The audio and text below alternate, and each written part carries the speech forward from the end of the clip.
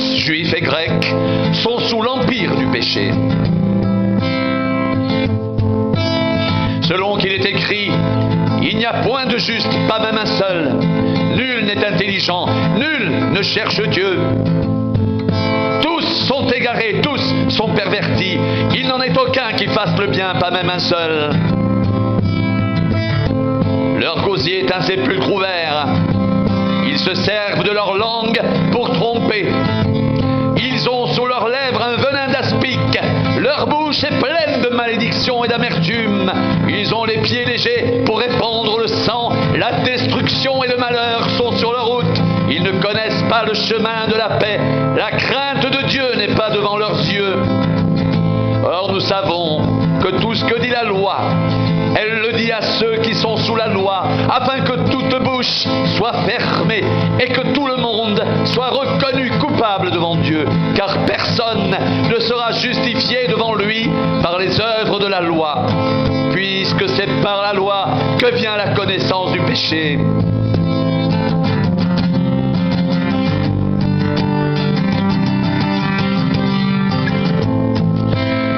Maintenant, sans la loi, est manifestée la justice de Dieu à laquelle rendent témoignage la loi et les prophètes, justice de Dieu par la foi en Jésus-Christ pour tous ceux qui croient. Il n'y a point de distinction, car tous ont péché et sont privés de la gloire de Dieu, et ils sont gratuitement justifiés par sa grâce, par le moyen de la rédemption qui est en Jésus-Christ.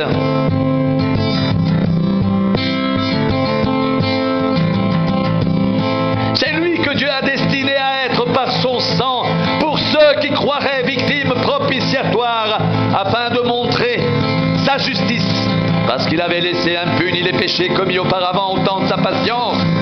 Il montre ainsi sa justice dans le temps présent, de manière à être juste, tout en justifiant celui qui a la foi en Jésus.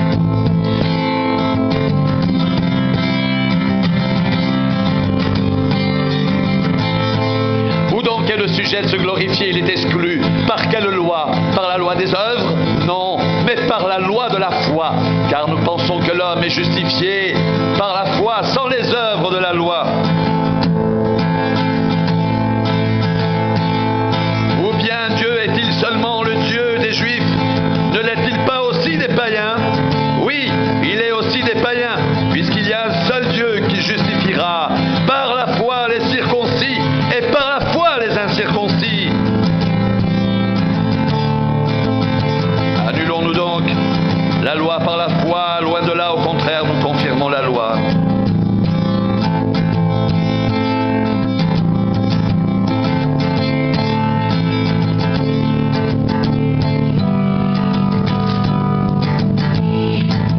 Que dirons-nous donc qu'Abraham, notre père selon la chair, a obtenu? Si Abraham a été justifié par les œuvres, il a sujet de se glorifier, mais non devant Dieu, car que dit l'Écriture, Abraham crut à Dieu, et cela lui fut imputé à justice.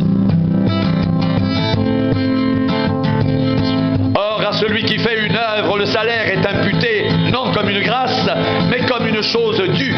Et à celui qui ne fait point d'œuvre, mais qui croit en celui qui justifie l'impie, sa foi lui est imputée à justice. De même, David exprime le bonheur de l'homme à qui Dieu impute la justice sans les œuvres. Heureux ceux dont les iniquités sont pardonnées et dont les péchés sont couverts. Heureux l'homme à qui le Seigneur n'impute pas son péché. Ce bonheur n'est-il que pour les circoncis, ou est-il également pour les incirconcis? Car nous disons que la foi fut imputée à justice à Abraham. Quand donc lui fut-elle imputée? Était-ce après ou avant sa circoncision? Il n'était pas encore circoncis, il était incirconcis. Et il reçut le signe de la circoncision comme sceau de la justice qu'il avait obtenu par la foi quand il était incirconcis, afin d'être le père de tous les incirconcis qui croient, pour que la justice leur soit aussi imputée. Et le père des circoncis, qui ne sont pas seulement circoncis, mais encore qui marchent selon et sur les traces de la foi de notre père Abraham quand il était incirconcis. En effet, ce n'est pas par la loi que l'héritage du monde a été promis à Abraham ou à sa postérité, c'est par la justice de la foi.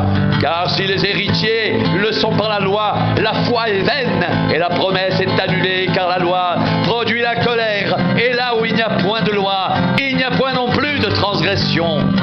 C'est pourquoi les héritiers le sont par la foi, pour que ce soit par grâce, afin que la promesse soit assurée à toute la postérité. Non seulement à celle qui est sous la loi, mais aussi à celle qui a la foi d'Abraham, notre Père, à tous, selon qu'il est écrit, « Je t'ai établi Père d'un grand nombre de nations ». Il est notre Père devant celui auquel il a cru, Dieu qui donne la vie aux morts et qui appelle les choses qui ne sont point comme si elles étaient. Et espérant, contre toute espérance, il crut, et devint ainsi le père d'un grand nombre de nations, selon ce qui lui avait été dit, telle sera ta postérité. Et sans faiblir dans la foi, il ne considéra pas que son corps était déjà usé, puisqu'il avait près de 100 ans, et que Sarah n'était plus en état d'avoir des enfants. Il ne douta point par incrédulité au sujet de la promesse de Dieu, mais il fut fortifié par la foi, donnant gloire à Dieu, et ayant la pleine conviction que ce qu'il promet, il peut aussi l'accomplir. C'est pourquoi cela lui fut imputé à justice. Mais ce n'est pas à cause de lui seul qu'il est écrit que cela lui fut imputé. C'est encore à cause de nous, à qui cela sera imputé, à nous qui croyons en celui qui a ressuscité des morts, Jésus notre Seigneur, qui a été livré pour nos offenses et qui est ressuscité pour notre justification.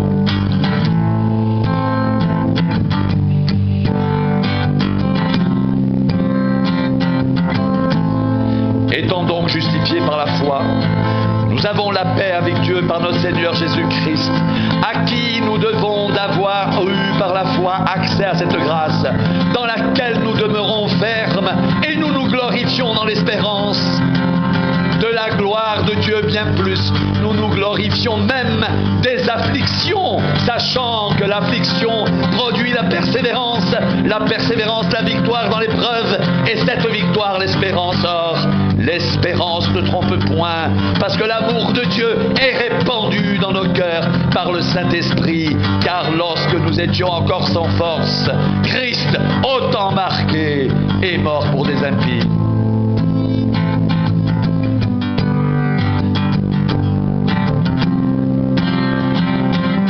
À peine mourrait-on pour un juste.